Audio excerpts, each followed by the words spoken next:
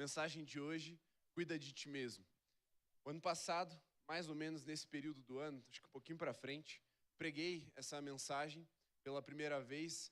Coincidiu com aquele dia que a gente estava com os janelões aqui, tudo aberto, o sol, era 7:30 da noite, ainda tinha sol. Não sei como, mas estava muito quente aquele dia. Eu lembro muito bem, ficou bem marcado. E por alguns motivos, primeiro pela orientação do Senhor, mas também considerando que aquela transmissão ela ficou bem debilitada, tanto na imagem quanto no áudio, e é uma mensagem que eu acredito ser importante para as nossas vidas e também, em terceiro lugar, casa com o momento do ano que nós estamos vivendo. Nós vamos pregar novamente. Eu já tive a oportunidade de pregar ela algumas vezes no ano passado, em algumas outras igrejas também, especialmente para a liderança. E é uma mensagem que o Senhor me falou ao coração e eu creio que é importante para nós. E se você ainda não terminou o apanhado de resoluções para o seu 2026, hoje você vai receber uma contribuição da palavra nas suas metas, propósitos, objetivos aí para o teu 2026. O título não tem segredo. Cuida de ti mesmo, é o versículo da carta de Paulo a Timóteo, primeira carta de Paulo a Timóteo, capítulo 4. Eu quero ler com vocês a partir do verso 11 até o fim desse capítulo, mas vamos enfatizar o 14, o 15 e o 16. Abra sua Bíblia ou vai pela projeção ali na NAA, minha versão. Está escrito assim: ordene estas coisas e ensine-as. Ninguém o despreze por você ser jovem, pelo contrário, seja um exemplo para os fiéis, na palavra, na conduta, no amor, na fé, na pureza. Até minha chegada, dedique-se à leitura pública das Escrituras, à exortação, ao ensino. E aqui a gente entra no foco da nossa mensagem. Não seja negligente para com o dom que você recebeu, o qual lhe foi dado mediante profecia, com a imposição das mãos do presbitério. Medite essas coisas e dedique-se a elas, para que o seu progresso seja visto por todos. Cuide de você mesmo e da doutrina. Continue nestes deveres, porque fazendo assim, você salvará tanto a si mesmo como aos que o ouvem. Amém? Feche seus olhos, vamos orar. Pai, o nosso clamor é que queremos ouvir a Tua voz. Nos ajuda, Senhor, a compreender as Escrituras, também o lugar de responsabilidade que o Senhor nos confia como mordomos de nós mesmos. Existem responsabilidades que o Senhor tem colocado em nossas mãos, que nós não temos assumido e clamamos que o Teu Espírito nos convença do nosso pecado e nos direcione, Pai, a um lugar de redenção, que nesse ano seja diferente. Não seja só mais uma informação para nós, mas de fato haja uma transformação em nós. É a nossa oração em nome de Jesus. Amém, Senhor. Muito bem. Cuida de ti mesmo. Há uns anos atrás, eu estava conversando com um senhor já de idade. Ele estava ali há menos de 2 anos do seu leito de morte. Nós não sabíamos disso, obviamente. Mas conversando sobre algumas coisas da vida, ele demonstrando um arrependimento acerca de uma amargura que ele carregava no seu coração por causa da realidade que ele estava vivendo, já de muitas dissensões na sua família, muitas brigas, um isolamento já na velhice. E eu perguntei para ele, eu falei, por que o senhor não presta um pouco mais de atenção em si mesmo e procura ajuda, procura um médico, procura um acompanhamento para que você viva melhor agora essa fase da sua vida? E ele disse, pastor, não dá para mim porque eu tenho que cuidar dos outros. Aquela frase me chamou muito a atenção.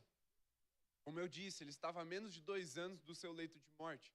Aquela frase me chamou muito a atenção porque é uma incoerência, apesar de que parece muito intuitivo para nós nos sacrificarmos em prol do outro e justificarmos a negligência consigo mesmo por causa do cuidado com o outro, e isso soar muito cristão.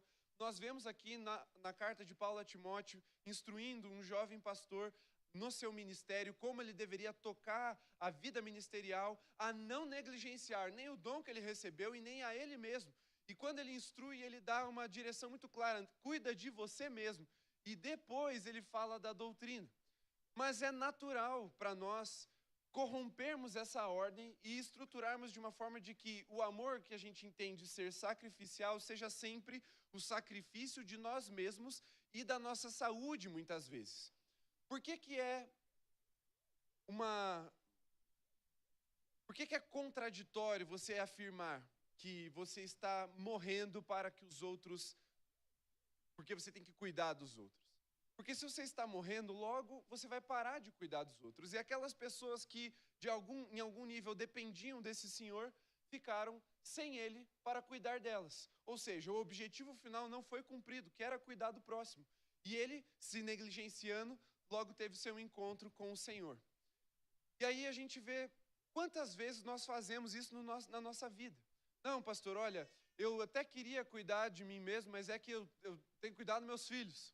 Quantas mães não sacrificam sua saúde, muitas vezes a sua alegria, o seu hobby, o seu lugar de sanidade mental, para cuidar dos seus filhos. E diz isso com um ar até de sacrifício, amoroso, sacrificial, porque é do caráter do amor cristão o sacrifício, ninguém nega isso. Mas quando a gente pensa na instrução de Paulo a Timóteo, a gente compreende uma metodologia que vai contrário a essa intuição corrompida do nosso coração. É verdade, sim, que nós somos chamados para morrer se necessário, mas também somos chamados a viver para a glória de Jesus.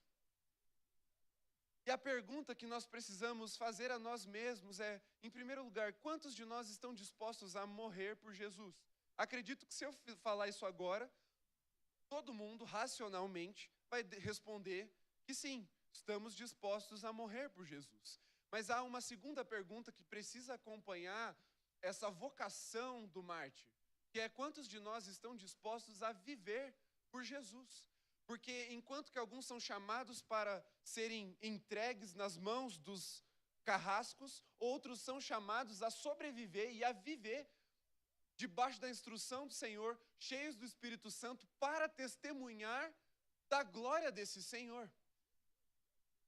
E aí a pergunta é, quantos de nós estamos dispostos a viver para o Senhor na integralidade da nossa vida? Talvez se eu te desafiar a ler a Bíblia inteira esse ano, você fala, é verdade, pastor, eu vou fazer isso por Jesus. Mas se a palavra te instruir a você cuidar da sua saúde, talvez você já não encare isso de uma forma tão espiritual, ao ponto de negligenciá-la.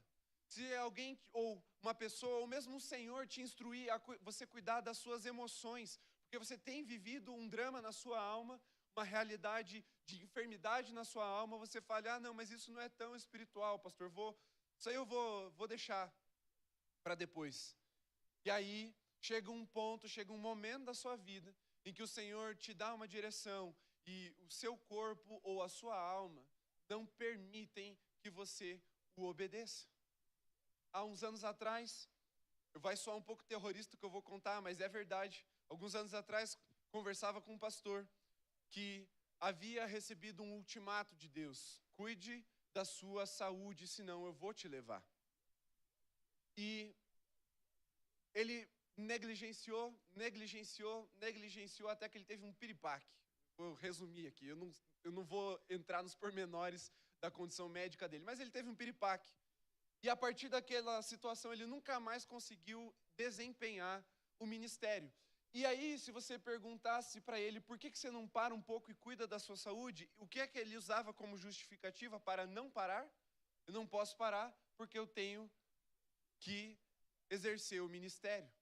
Eu tenho que pregar, eu tenho que fazer isso, eu tenho que fazer aquilo. É para o Senhor, eu não posso parar. A obra não pode parar. Mas meses depois, a obra parou.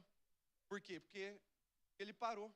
A saúde dele não permitiu mais que ele desempenhasse com obediência a direção do Senhor para o ministério, para a vida dele.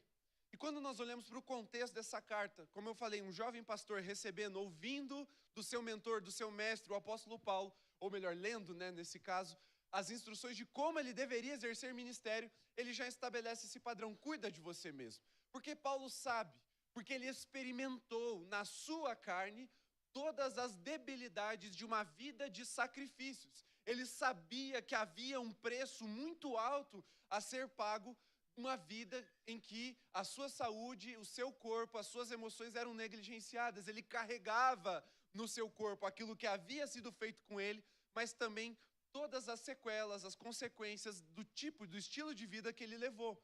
Mas Paulo é um caso bem à parte, ele tinha um chamado muito específico. Ele não tinha família, ele não tinha uma igreja local, ele estava, peregrinando pelo mundo conhecido, plantando igreja e deixando um legado.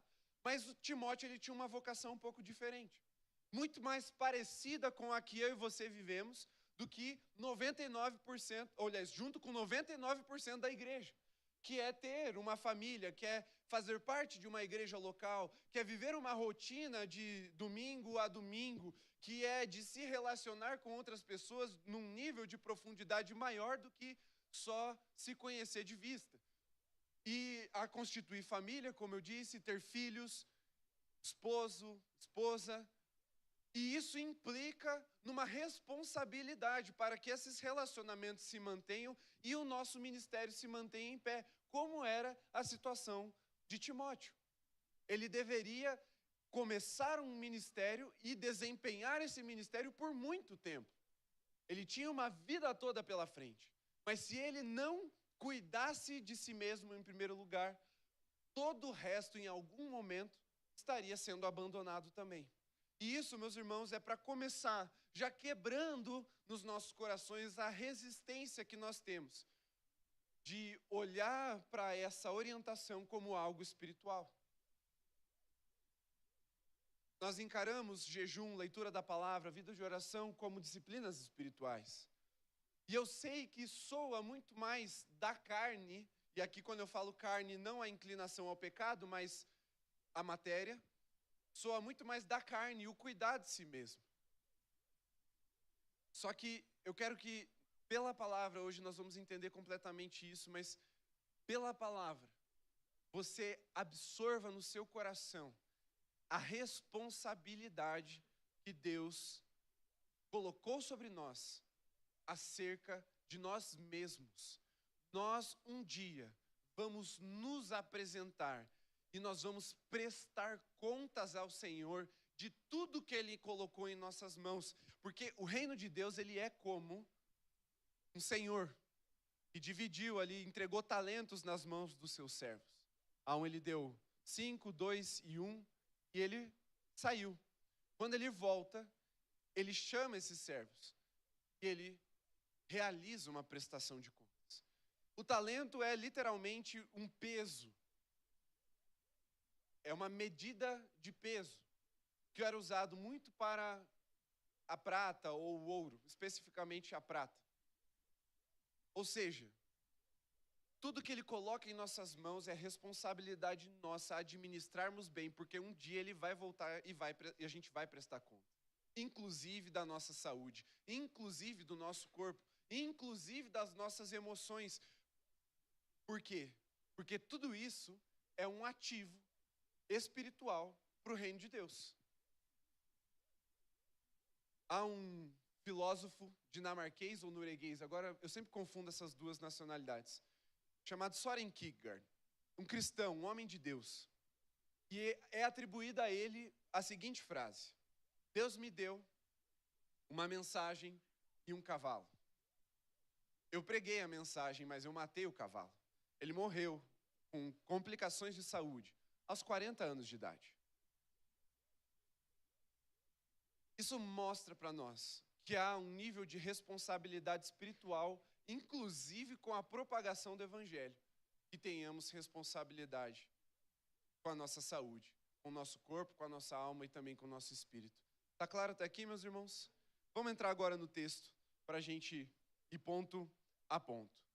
Ele começa no verso 14. Não seja negligente para com o dom que você recebeu. Não ser negligente é uma orientação clara de que, apesar de que Deus nos entrega algumas coisas, nos instrumentaliza para a obra de Deus, é responsabilidade nossa zelarmos por esse dom. É responsabilidade nossa fazermos a manutenção desse dom. Digamos que nós vamos olhar agora para um dom específico, o dom de cantar ao Senhor. E Deus deu o dom do canto para a Júlia. Mas ela não bebe água, não hidrata a voz, ela grita e não cuida ali, ela se expõe ao clima reverso, cheio de reveses de Curitiba, o ar-condicionado, e ela não faz a manutenção desse dom, logo ela vai chegar aqui no domingo impossibilitada de servir ao Senhor no dom que ela recebeu de Deus, para a edificação da igreja. Ela não vai conseguir dirigir a igreja como ela dirigiu hoje, por exemplo. Isso é responsabilidade. A voz Deus te deu, mas cuidar dela é responsabilidade nossa. Assim se aplica a cada um dos talentos, dons, habilidades que o Senhor tem dado a nós, a cada uma das forças que o Senhor tem nos dado. Talvez seu ponto forte seja outro, mas se você não cuida disso, você está sendo negligente. Deus te deu, glória a Deus por isso. Mas a partir do momento que está em suas mãos, é responsabilidade sua fazer essa manutenção para que ele continue sendo usado para a glória de Deus.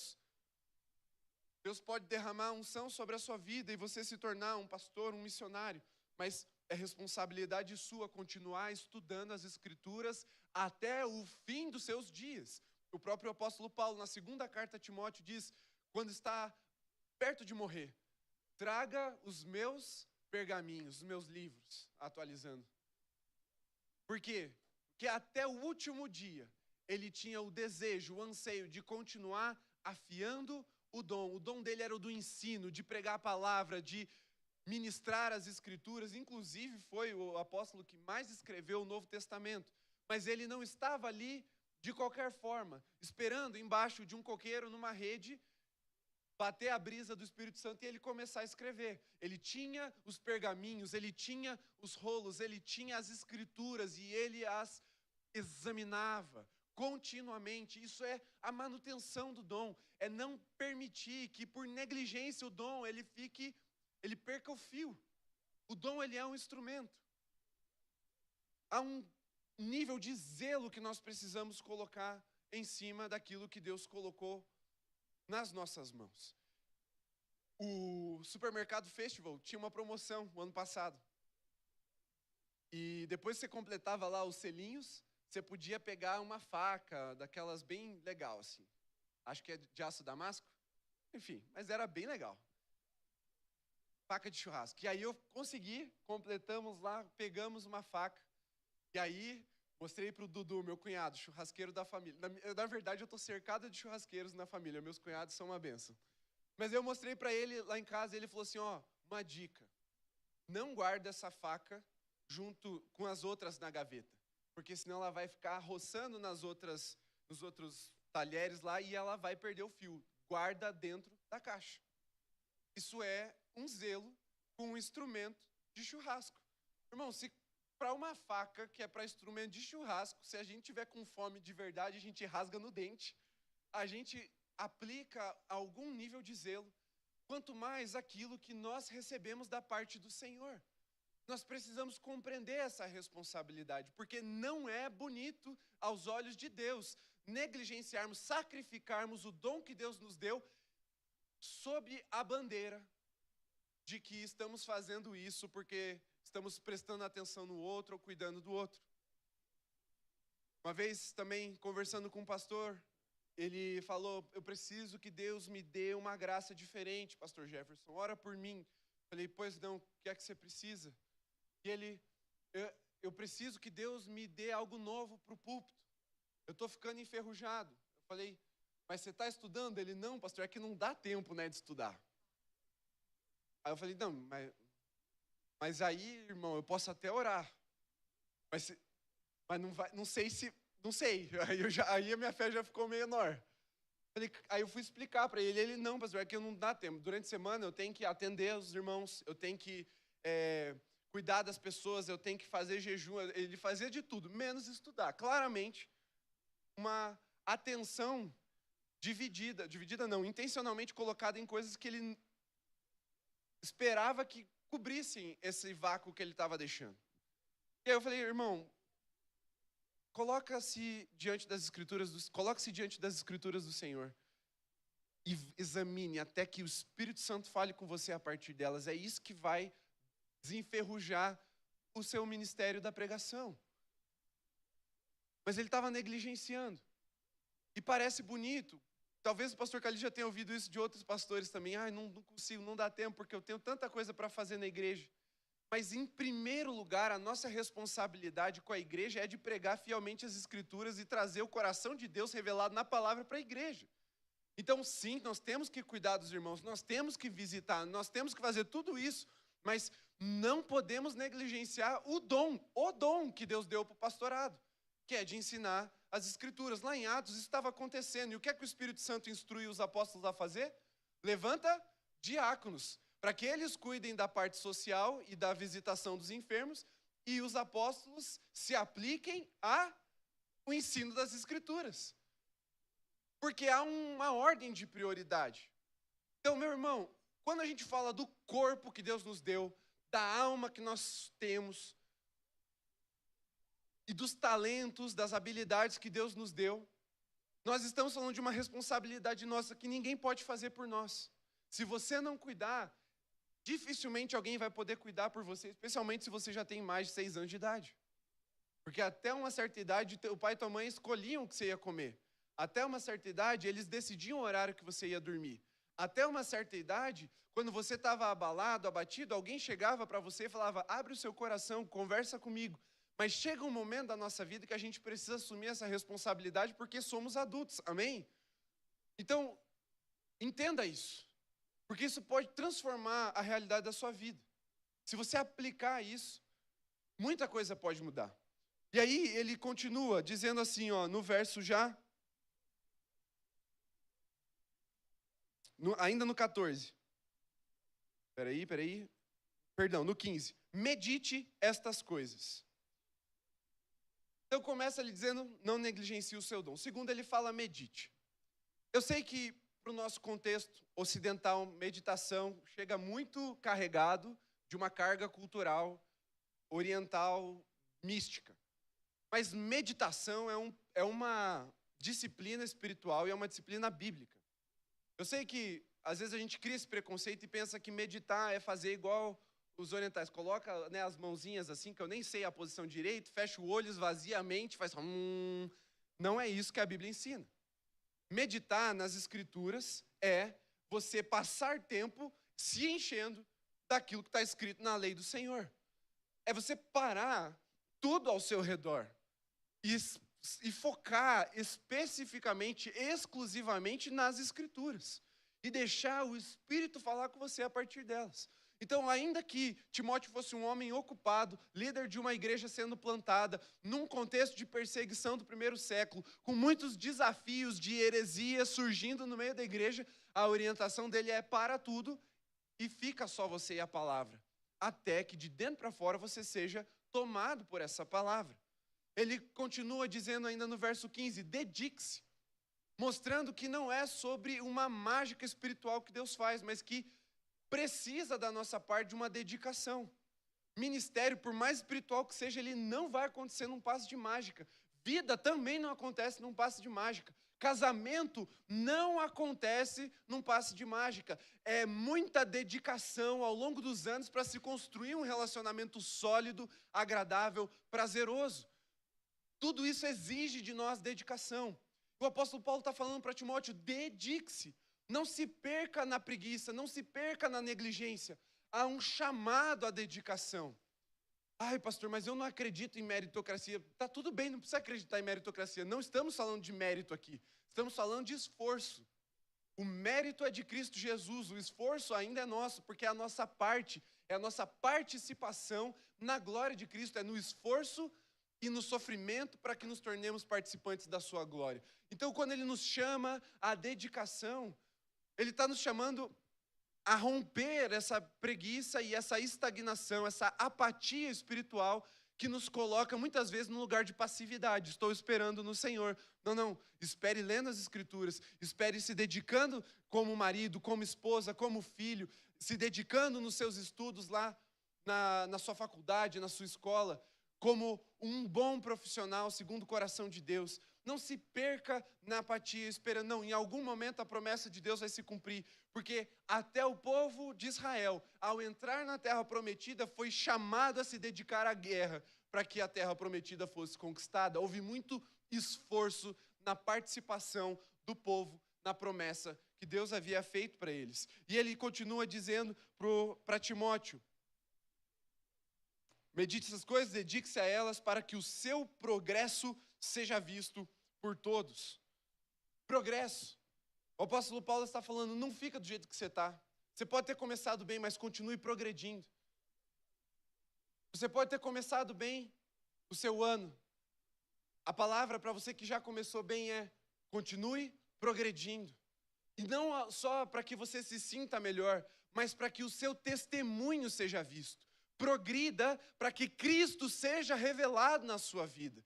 Progrida para que você possa compartilhar uma razão de viver e de se dedicar.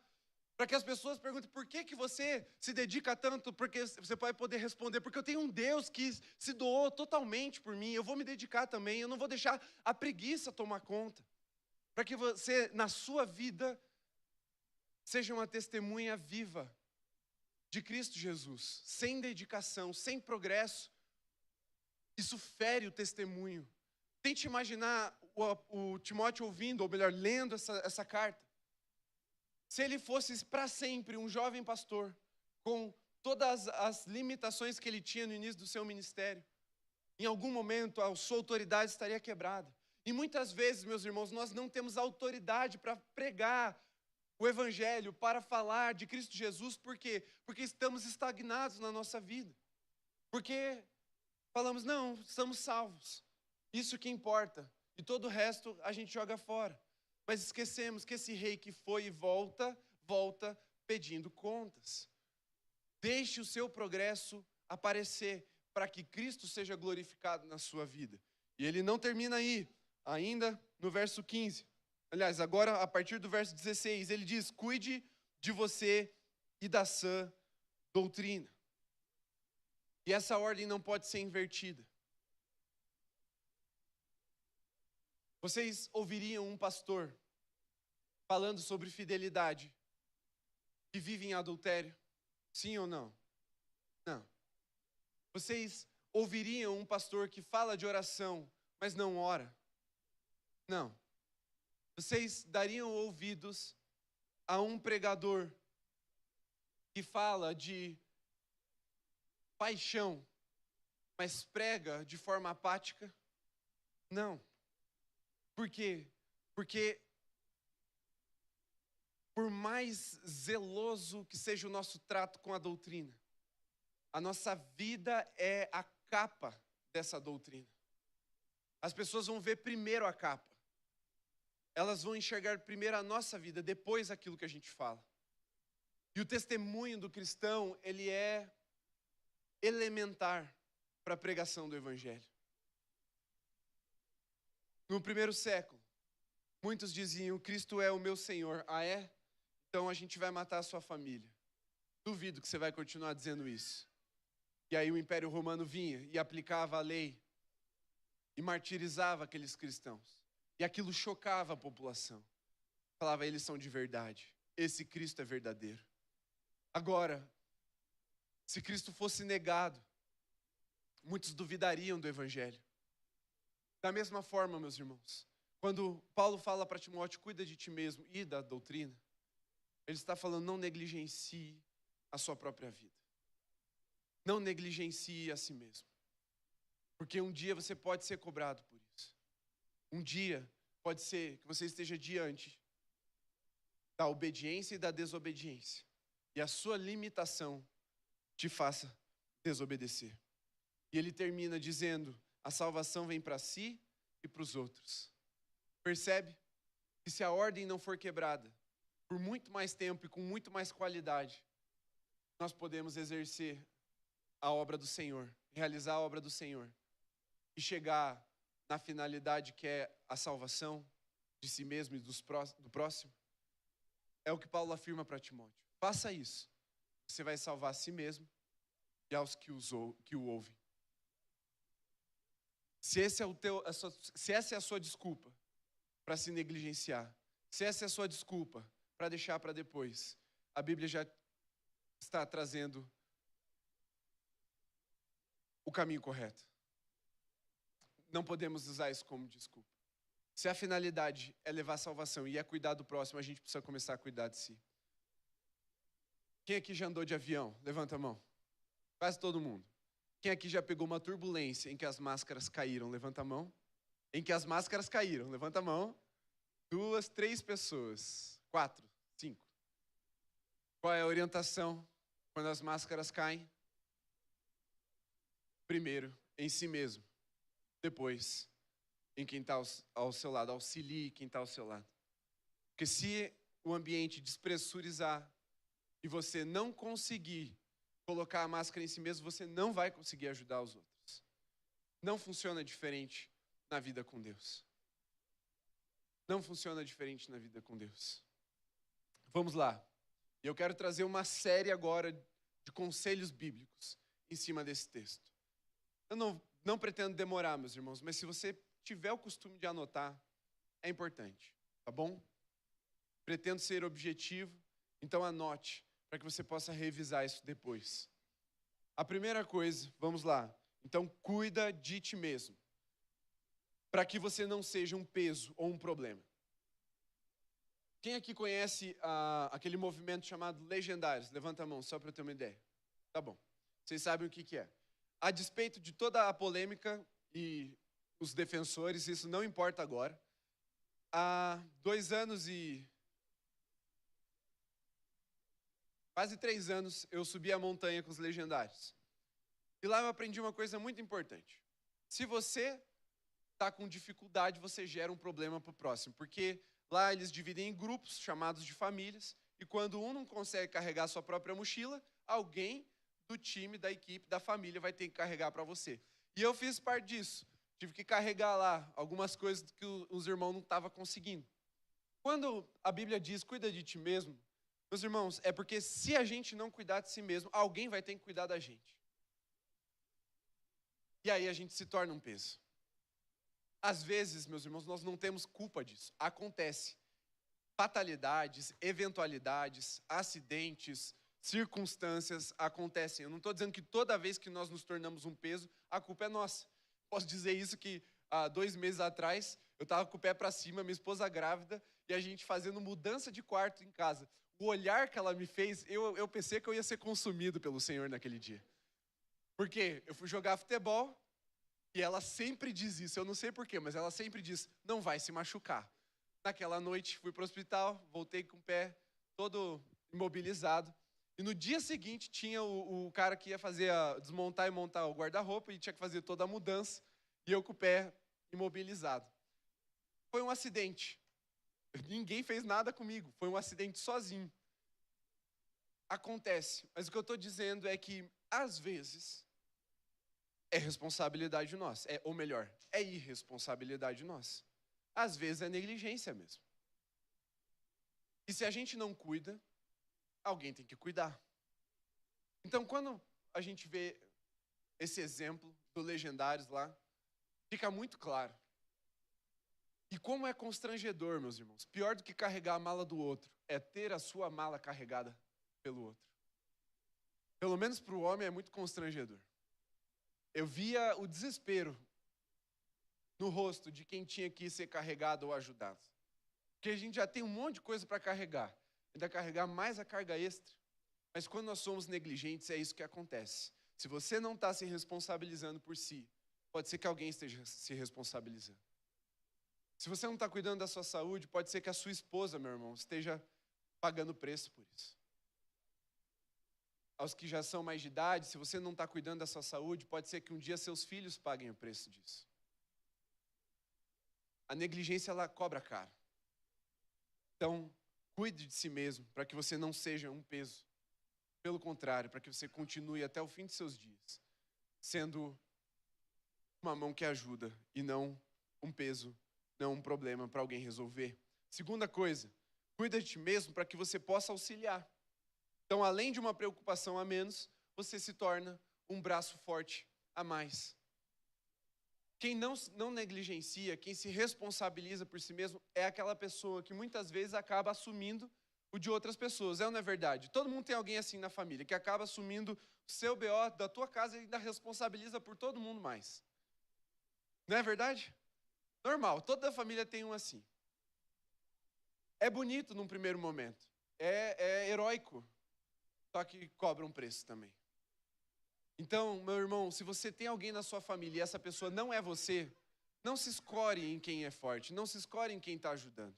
Se responsabilize também. Divida o fardo. Haja como uma família, para que não fique sobrecarregado, pesado para ninguém. Agora, se você é essa pessoa, que Deus continue te dando graça para você abençoar a sua família, mas aprenda a pôr limites, porque senão uma hora a sobrecarga vai cobrar o seu preço também. Então, sim, cuida de ti mesmo para que você não seja um peso, para que você possa auxiliar, mas lembre que existe um limite também. Pastor tem muito isso. Não é verdade, pastor? A gente tem muito isso. Não, dá sim, mais uma pessoa, é a 19ª pessoa do dia. Mas a gente atende, a gente vai, a gente dorme menos, a gente acorda mais cedo, a gente deixa a família em casa. E muitas vezes existem pastores sendo considerados verdadeiros heróis para a opinião pública, mas são verdadeiros destruidores dos seus próprios lares, negligentes com a sua esposa, com a sua família. Quantos filhos de pastores não se desviaram do evangelho porque tinham um pai heróico no final de semana e para toda a igreja, mas um pai ausente dentro de casa? Existe um retiro de pastores, existe um retiro para filhos de pastores feridos com o ministério. Meu irmão, isso não é à toa. Isso é porque a gente justifica a nossa negligência através do ministério. Ou se você não é pastor, mas você trabalha muito, você fala, não, eu preciso porque eu tenho que pôr comida na mesa. Irmão, você sabe que não é comida na mesa muitas vezes. Às vezes é o carro do ano. Às vezes é a viagem para o exterior. Às vezes é o iPhone novo que faz você sacrificar, negligenciar a sua casa, sua vida, sua saúde. Meu irmão, o Senhor esteja te chamando a um lugar de responsabilidade. Você vai saber administrar bem isso. Eu não estou dizendo que o homem não tem que se sacrificar de novo, mas existe um limite saudável. Existe um lugar de responsabilidade com que o homem faz isso. A terceira coisa, cuida de ti mesmo por Jesus e pela sua família. E aqui eu quero falar especialmente para os homens, porque as mulheres tendem a assumir naturalmente esse papel de cuidar da família. Especialmente para os homens, porque cuidar de si é cuidar da sua família. E para os homens, especialmente, porque o homem é o que não gosta de ir no médico. Quem aqui não gosta de ir no médico? Levanta a mão. Homem, levanta a mão se você não gosta de ir no médico. Eu odeio ir no médico. Acho uma perda de tempo a maioria das vezes. Eles vão receitar os mesmos remédios de sempre. Eu fico agoniado quando eu tenho que ir no médico. Mas eu aprendi que eu tenho que ir no médico, que pode ser que daquela vez ele receite uma outra medicação. E que não é bom se automedicar, né, Seuzi? Não é bom. Ela me ensinou isso, eu prestei atenção, falei, não vou mais fazer isso. Precisa aprender a cuidar de si mesmo, por Jesus e pela sua família. Cuidar de si mesmo é cuidar da sua família. Você é a proteção da sua família. Muitas vezes você é a provisão da sua família. E se você quer continuar sendo o protetor e o provedor da sua casa, você precisa cuidar da sua vida, da sua saúde, daquilo que Jesus colocou em suas mãos, que é a sua responsabilidade. Quarta coisa, cuida de ti mesmo e não espere a bomba explodir. Busque cuidado antes do tendão romper. Eu tenho um amigo, irmão nosso aqui da igreja. Chega por aqui. Mas eu vou ter que contar a história, não tem jeito. A gente era jovem ainda.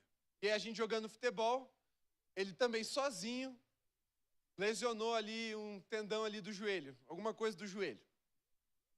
Ele ficou um tempo se recuperando, não foi no médico. Dobrou, falou, não estralou, não doeu, vou jogar bola.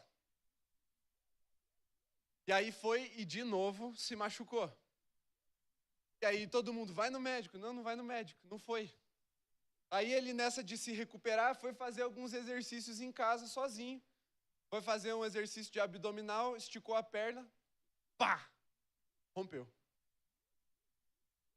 Aí vai para a mesa de cirurgia. O médico abre o joelho dele, abre a perna dele, porque tem que tirar um negócio daqui para enxertar no joelho. Aí ele viu que não deu, ele falou, vixe, seu joelho é muito grande. Teve uma surpresa na mesa de cirurgia. Aí abre de novo, põe outro negócio lá, enxerta. E meses de recuperação. Até hoje ele é meio torto.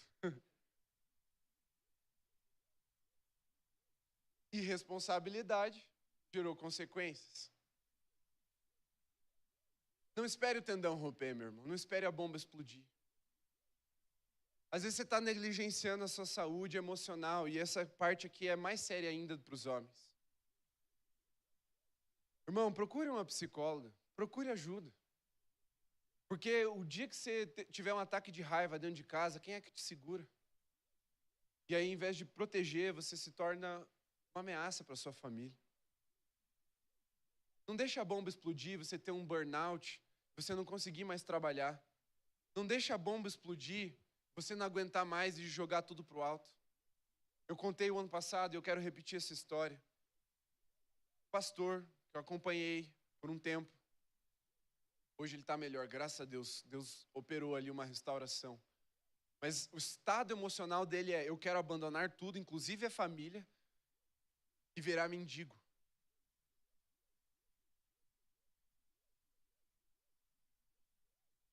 No último minuto, Deus usou a esposa dele para molhar o dedo e apagar o pavio, porque ia estourar. Agora imagina as consequências, as reverberações disso. Pastor abandonando esposa e filhos, ministério, indo para a rua, meu irmão. Você acha que é só ele que ia sofrer? Os filhos e a esposa em primeiro lugar, mas toda a comunidade, toda a igreja. Igreja grande, estruturada, boa. Exaustão, leva ao desespero. Quantos homens de Deus na palavra não pediram para si a morte? Estavam exaustos.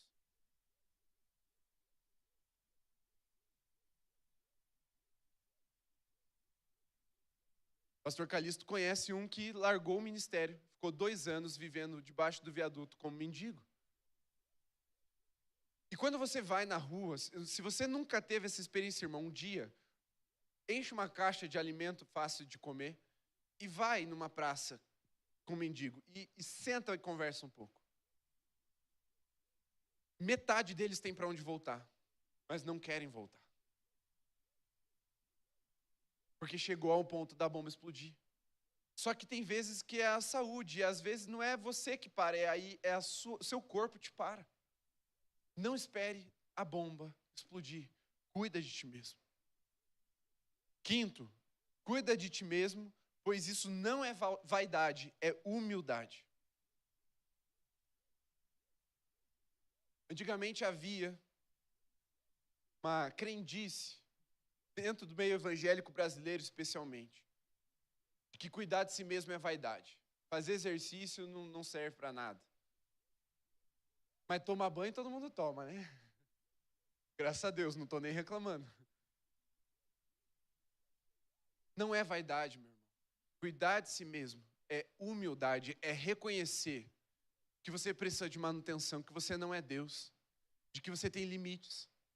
Saber dizer não, saber parar para descansar, é humildade. Vá ao médico, vá ao psicólogo, procure o seu pastor se você precisa de ajuda espiritualmente. Não espere a bomba explodir, não espere você estar com a cara enfiada no lamaçal do pecado, já sem esperança na vida, sem força para reagir, para procurar ajuda. Procure ajuda. Quantos casamentos nós só nos damos conta da realidade quando já não tem mais jeito? Eu diria para vocês que mais da metade dos casais que a gente atende já chegam para nós dizendo, vamos se separar. E aí você fala, não, vamos lutar, mas lutar com que força? Não há mais disposição, porque não há mais saúde emocional, espiritual e física, às vezes, para lutar pelo próprio casamento. Meu irmão, minha irmã, cuidar de si mesmo é cuidar do seu casamento, é cuidar da sua família, a coisa mais preciosa que Deus te deu. É cuidar também da própria salvação, é o que Paulo está falando, e da salvação do próximo. Eu tive que virar a chave na minha vida no final dos meus 20 e tantos anos, com 29 anos de idade. Eu comecei a ter dor nas costas, eu não fazia mais exercício, jogava bola de vez em quando, peguei a Luísa no colo com 2 anos de idade. Fui subir as escadas para levar ela para a cama. E aí eu dei o primeiro passo, subi o primeiro degrau e fiz... Ai! Ela acordou assim, olhou para mim. Tá ficando velhinho, né, papai? 29 anos, irmão. Velhinho. Minha filha com 2 anos falou isso para mim. Aquele dia eu fiquei constrangido. Coloquei ela na cama, desci, fui para o sofá onde eu faço meu tempo com Deus, orei, pedi perdão ao Senhor, mandei mensagem para o Luiz. Luiz, cadê? Tá ali atrás.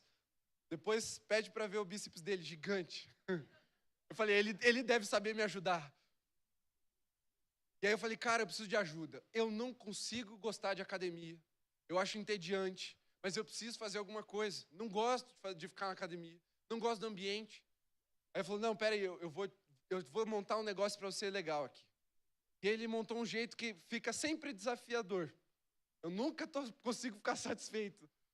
E aí eu consegui manter a disciplina. Estou aí há 2 anos já, né? Deu 2 anos e pouquinho. E ele me ajuda, me acompanha. De vez em quando, estou meio assim, ele me ajuda, chama para treinar. Pedir ajuda, irmão. Porque senão, eu com 39 anos de idade, eu ia estar sendo carregado pela Luísa e não o contrário. E aí eu fiz uma promessa para ela. Eu falei, filha, o que depender de mim, eu vou te pegar no colo até você dizer não. Eu acho que na adolescência ela vai olhar para mim e falar assim, ai pai, para. Não vai querer. Espero que não seja, né, tão longe. Assim. Mas eu não vou negar o colo porque eu não consigo. Falei para ela. É cuidar da minha família. Ainda vou ter mais filho, tá chegando aí. Ai, meu Deus. E a Luísa fala, pai, você vai pegar nós duas no colo. Eu falo, Deus me dê força. Porque a Luísa não para de crescer. Depois tem neto ainda para pegar no colo, né? Então, assim, cuidar de si mesmo não é vaidade, meus irmãos, é humildade. 6º, cuida de ti mesmo. Isso é bem importante. Porque isso não é perda de tempo.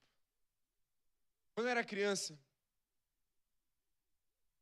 Fórmula 1 era um esporte nacional. Porque eu nasci no ano que o Ayrton Senna sofreu um acidente e faleceu. E na sequência dele, veio um outro nome bastante promissor, na Ferrari, Rubinho Barrichello. Ele virou meme, mas ele não era lento. Ele era um bom piloto. Todo mundo tinha expectativa de que em algum momento ele ganharia. Eu acho que ele só não ganhou por causa do Schumacher, que era privilegiado pela Fórmula 1. Se não fosse isso, ele estaria disputando.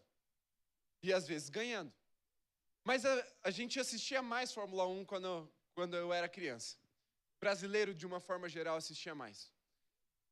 E eu ficava em crise com uma coisa. Eu via o Schumacher parava no pit stop e o Rubinho passava e ficava em primeiro. Eu falava, hoje ele se consagra, é o dia dele, ele vai ganhar. E aí, na volta seguinte, ele parava, falava, irmão, vai embora, velho, esquece isso aí. Vai com o pneu até o fim. Eu não entendia por que ele tinha que parar. Só que aí a gente cresce e vai compreender a estratégia e aí a gente sabe que se ele não para, ele nem chega no fim da corrida.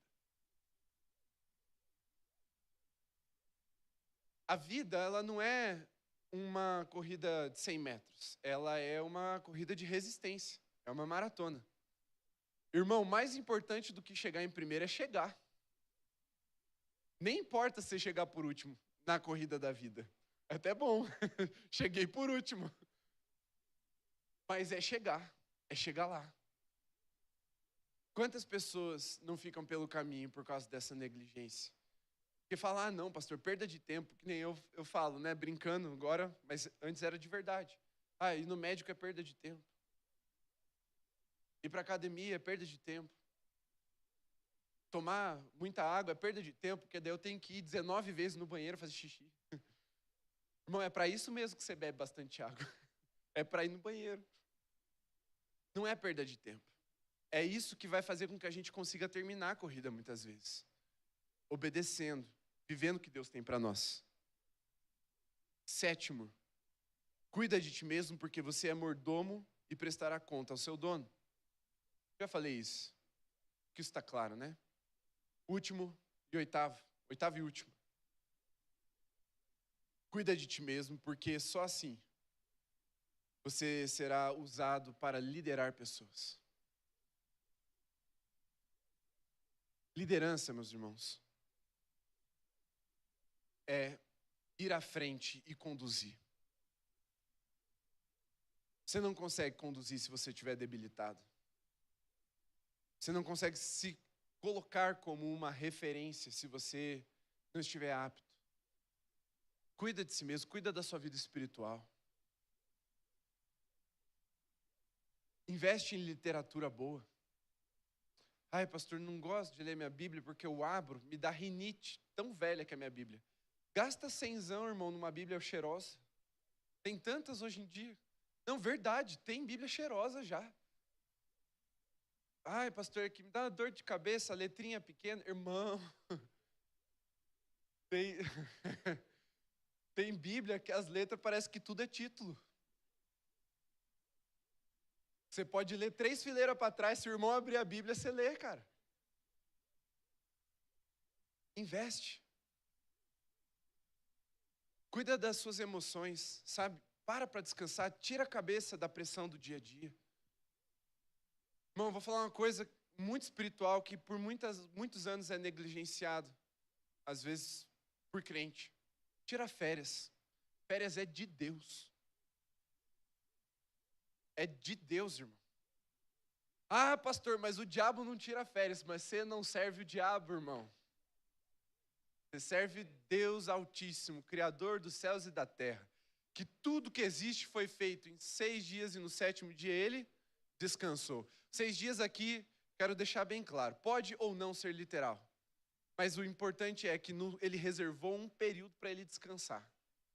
Descansar é você parar para ter prazer na obra, na realização da tua obra. Até Jesus foi profetizado que olharia para o fruto do seu penoso trabalho e se alegraria. Irmão, você trabalha muito, nas suas férias, descanse. Vai para a praia, põe o pé na areia, passa tempo com a sua família, jogue jogos para você dar risada, descanse, faça manutenção, porque senão você não chega no fim. O cansaço rouba o nosso prazer. O cansaço, aqui para os casados, pode te impedir de ter uma vida sexual satisfatória. O cansaço pode te roubar o prazer de passar tempo com seus filhos. A exaustão pode te roubar o prazer de passar tempo com teu Deus.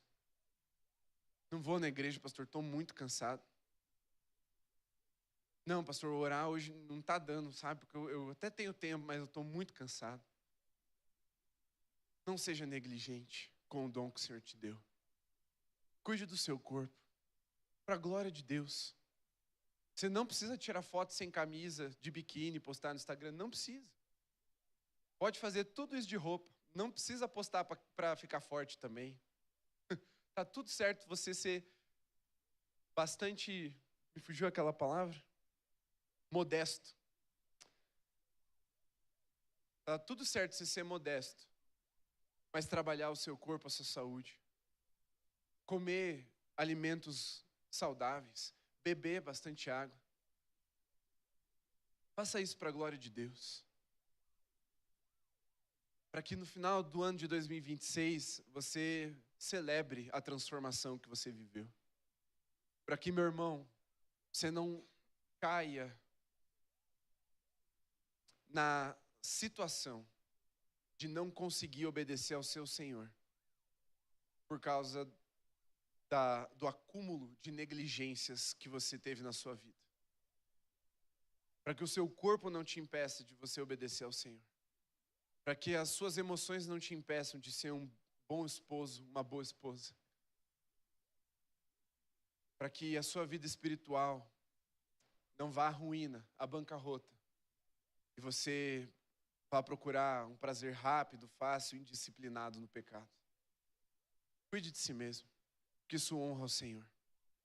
Isso vai te levar a cumprir o seu chamado e a viver a vontade de Deus para a sua vida. Amém?